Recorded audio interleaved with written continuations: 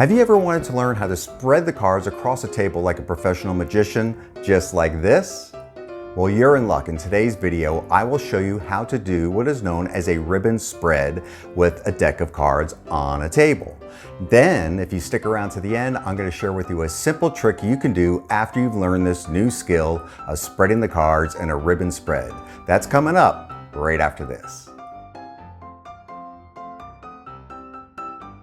Well, welcome back to Presto Paul TV. I'm your host, Presto Paul, and on this channel, I teach you the best tricks, tips, and techniques on how to do magic for beginners. We're gonna have a blast today. As a matter of fact, we always do, because we gotta have fun. You'll live longer. Let's have some fun. Go grab a deck of cards and be prepared to learn how to do the ribbon spread.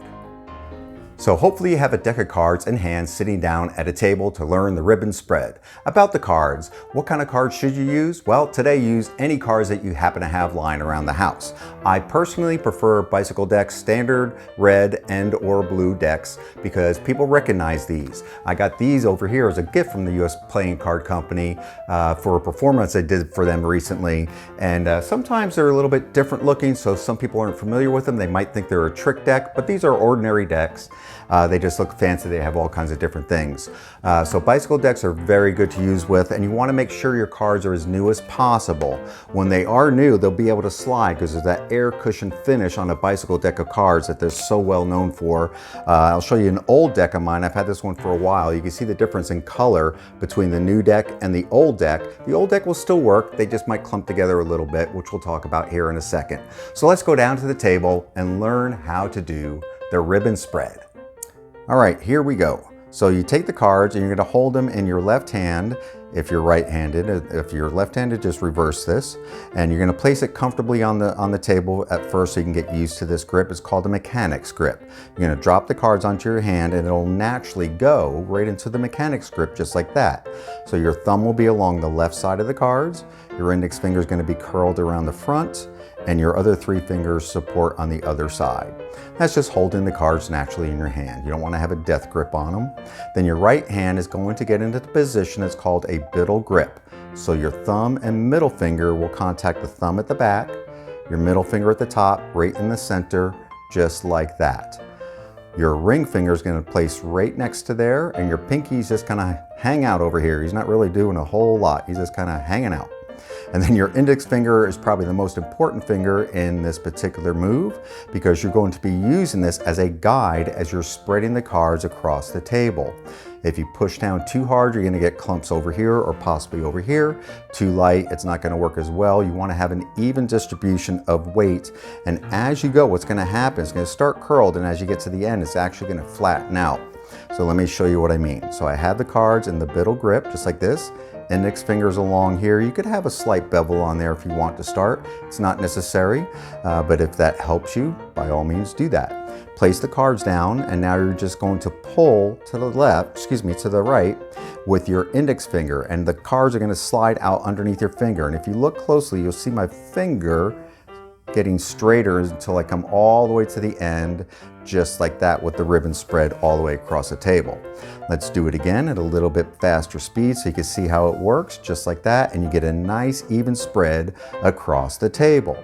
Now, here's a cool little thing you can do. It's a little flourishy thing. It's not very difficult, but it sure looks good. Lay people love this move. Whenever I do this at a restaurant or at a corporate event, you will see and hear clapping and cheering and oohs and ahs. It is a really cool thing. So you're going to take this end, you're going to get a finger underneath the far left card. Your thumb is going to act like a little lever, if you will. You're just going to kind of hold it to support it as you lift it up. Very gently. You don't need a lot of pressure here. And this causes what's known as the wave, where it goes across. I'm using my index finger in this case. You can come here, you can go back, you can find the point in the center, and it should just balance right there. If you want to do something fancy, you could take a joker or ace of spades, whatever the case may be, and you can use the card as the lever as well when you're doing this waterfall. And then you come all the way back, and then you're going to do a nice flourish where you scoop up all the cards.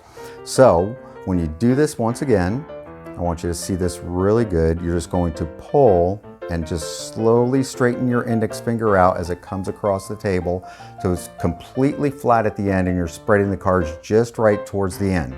Now, if you do this and you have too much pressure and you go too fast, you're going to wind up with a clump of cards like this at the end, and that doesn't look pretty. If you do it too light, you're going to wind up with a heavier clump of cards up here on the left side. So you want to do this a lot in the mirror, practice it until it becomes comfortable inside your hands and with your finger like that. So once again, here's what it looks like when you do it at full speed. So then you can take this and you can come across, you can actually scoop up like this if you wish, whatever the case may be. So now let me show you a trick that you can do with the ribbon spread. So if you want to do something fancier, you can spread the cards in an arch like this for someone to select a card. They would just slide the card out and have them gathered up just like that. That's perfectly fine. If you want to show the cards are perfectly normal, especially if they're mixed and shuffled, which we're going to do here in just a second, you can show it face up as well and still do the flourish and come underneath like this, and you're ready to go right into a trick. So let's go ahead and go right into a trick and show you how to do this. So now let's do a trick that involves the ribbon spread that you have just learned. I've taught similar tricks to this. It's called with the key card principle on here. I'll put a link down in the description below as well as a card up here. You can go watch that in detail afterwards. But real briefly, I'm going to show it to you here so you know exactly what you can do. You want to make sure the cards are thoroughly shuffled, which they are not shuffled at this moment. So we'll go ahead and shuffle them. Now, this is called a table riffle. If you want some more details of this, or if you'd like me to do a video with some shuffles on there, by all means, let me know down in the comments below. And if you're enjoying this video, I would really appreciate it if you give it a big thumbs up. That would be awesome. Have more people find my channel so we can have a lot more fun with everybody in this community. All right, so now that we have the cards thoroughly shuffled, you can see that they are mixed up really well. You're going to have someone pick a card from the spread like I showed you, so you could do that fancy spread right there, and they're going to take out a card. It doesn't matter what it is in this case for us, but we're just going to show you here is the 8 of hearts. You would have them place the card on top of the deck and then cut the cards anywhere they wish. You could cut it, they could cut it. You can cut it multiple times if you wish, but for time's sake, I won't go through all that. So now I'm going to spread the cards and I want you to concentrate on your card because I'm going to see if I can find your card amongst all these mixed cards. Now with that trick that I showed you, it was the pulse trick. I'll put that link down there. Like I said, you could be holding someone's wrist, reading their pulse. They get pretty impressed with that. And you kind of go over the cards a few times and you come back and you narrow it down and look at there. The 8 of hearts, that's your card right there. But how? How, Presto? How did I get that? Well, here's the simple answer on how we got that. We'll use the 8 of hearts once again. And give the cards one more shuffle, just like that. Now, when you spread the cards up like this to show that they are all mixed up to your spectator before they select this card, you want to look at the card all the way over here to your right. In this case, it's the 2 of diamonds, and that is going to be my key card for the trick. So again, they're going to put their card right on top. You're going to cut the cards, and guess what? That 2 of diamonds goes right on top of their 8 of hearts. You can spread the cards now and have them stick out their hand with their finger down and read the pulse. And I'm going to go ahead and come across here just like this, and they're going to kind of look at you like you're weird for a second. You're like, what are you doing? And you're hovering around and you come down. Now all you need to find is that 2 of diamonds. And you know you just put the 2 of diamonds on top of a card. You don't know what it is up until this point. And then you're going to put their finger down on there, slide it forward, and it'll be their card, the 8 of hearts. And that is a really neat trick you can do with the ribbon spread. I hope you enjoyed that. Go practice, make some magic happen. Well, I appreciate you stopping by to watch another video here at Presto Paul TV. I hope you enjoyed that one with the ribbon spread. If you did, give me a big thumbs up. Let me know you liked it. That helps spread the word of my videos to everybody else around here that might be in this world that wants to learn how to do magic for beginners. If you have not subscribed yet, why not? Go ahead and do it right now before you forget. Hey, and until next week, I'm your host, Presto Paul. And remember, you gotta have fun. You'll live longer.